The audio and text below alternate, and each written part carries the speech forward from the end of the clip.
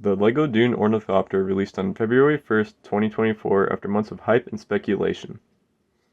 Based on the popular movie Dune Part 1, which released in the latter half of 2021, we can now look and see if this model is able to live up to the lofty expectations of the one we see on the big screen.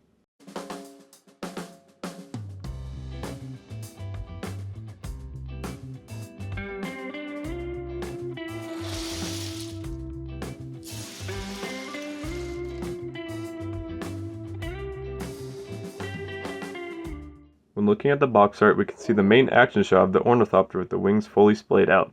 And along the back, we can find photos of the main functions of the set, from the functional landing gear, usable cockpit, and movable wings.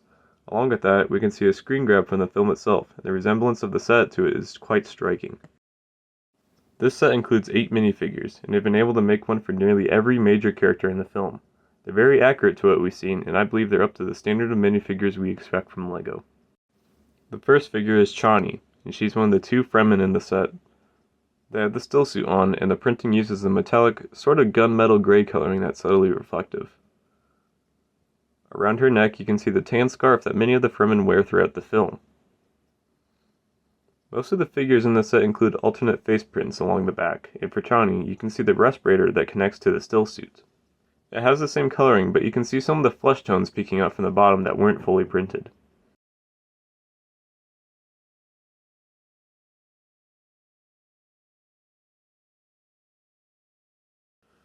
Underneath the scarf, we can see the full back printing that matches the front perfectly.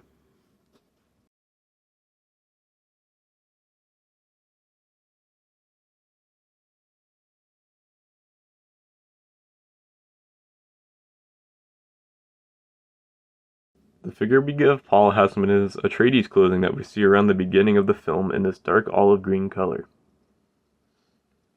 There's limited detailing on the chest piece and on the back, with only a few gold and silver highlights being the most prominent features.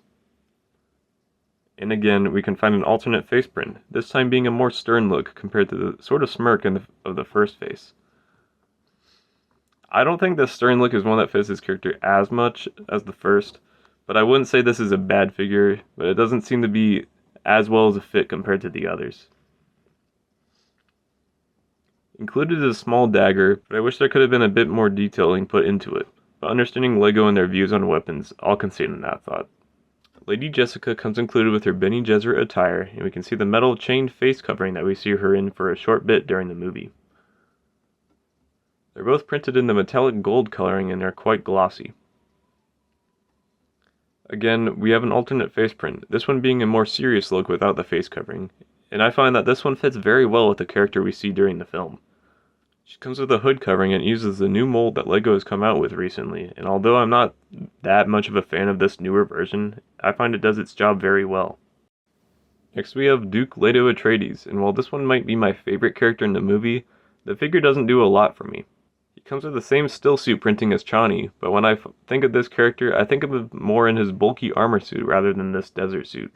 The hairpiece that they use is probably the perfect one, as it looks like it was ripped straight from the movie. The alternate face print, however, doesn't work out as well, because if you've seen the movie, there's not a lot for Leto to be smiling about. I get that they'd want some sort of alternate print, but I don't feel like this one was needed. He comes included with a pair of binoculars, but we only see him use those for a short bit throughout the movie. There's not a whole lot of other options they could have chose for him. The figure for Gurney has his battle armor on, and while the printing on the chest piece looks quite good, I wish that there was some other piece that was a bit bigger to match the bulky armor that we see in the movie. You can see some of the back printing sneaking through under the armor and has some metallic gray shining through. Once again, there's an alternate face print, and it does its job well enough as there's not a whole lot of choices that they could have picked for Gurney. Taking the armor piece off reveals even more printing, but it's clear that it's meant to look like the bulky armor and just stands in for what should be covering it. It matches well, and I'm fine with it not having the metallic printing because it's not likely that you'd be seeing it. Gurney comes with a sword, almost a machete knife that he wields in the film. And this piece fits quite well for what it's intended to be. The next figure is the interestingly named Duncan Idaho. He comes included with a strange outfit.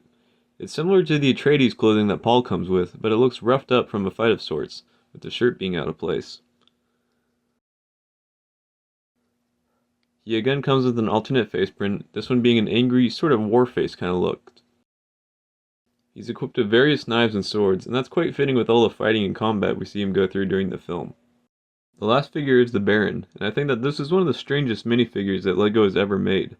In the film, the Baron floats through the air rather than walking, and he comes included with a full cloak. I'm pretty sure that this is the largest minifigure cloth piece that they've ever made, and it has an eccentric, almost glyph-like printing. You can see the clear stand piece that's used to pull off the floating effect. You can see how the cloth wraps around the whole figure with the overlapping in the back. There's no alternate face print on this one, but there's not much that they could have really done, or really needed to for the Baron. He's not the most detailed character out there, and I feel like they adapted this character pretty well with the limitations that they had to work with. The Ornithopter itself has a great profile as it has an aggressive angle as it leans forward when on the landing gear, and it matches the military aspect that they were going for quite well. It's not common for these sets to be the scale, but this one is nearly perfect and just a bit too small. As you can see, the figure measures up as anyone in the film does, and the only place where it doesn't seem to fit as well is in the interior, but that's taken up by all the structural parts that's needed to hold it together. The back ramp is still present on the ship and still to scale with the ship, but it's not able to allow figures through to the inside of the Ornithopter as it's meant to support the weight of the ship. Up on the cockpit there's an Atreides logo, and the greebling around the glass itself is very geometric and angular. The cockpit opens up sideways on hinges on both sides, and there's just enough room for 2 figures to sit inside. There's a flight stick and a small screen with dials and meters, and behind them is a small bill that you can remove with 2 seats. I wish that they were a bit more detailed, but there's not much else that they could have fit inside here. Even with just the 2 figures, it's still a tight fit on the inside, but it still works out in the end.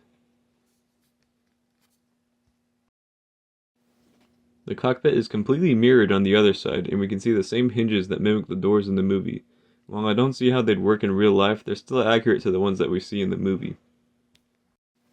The Ornithopter comes included with fully functional landing gear, and that's all controlled by this knob that can be found on either side. I appreciate the fact that it doesn't look out of place and is able to blend in, and if you twist the knob, you can see the ramp and the front landing gear snap up into place. And I find it very impressive how they're able to mimic the motion almost perfectly.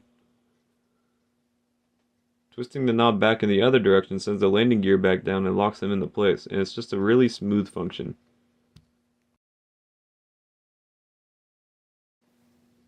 Now, we're just scratching the surface of the functions of the set. Along the top of the ship we can find the lever that's connected to rods that run all throughout the center.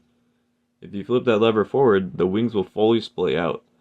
This has to be one of my favorite features in any LEGO set that I've ever seen. With the wings extended, you can start to see a few of the drawbacks of having all these functions, one of which being the gaps inside the ship, as all the structural parts that hold this thing together have to go somewhere.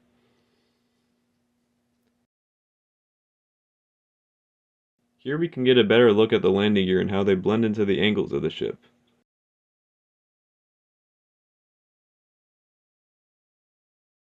And in the front of the ship, you can find a bar of spotlights, and you can adjust them to the angle that you want.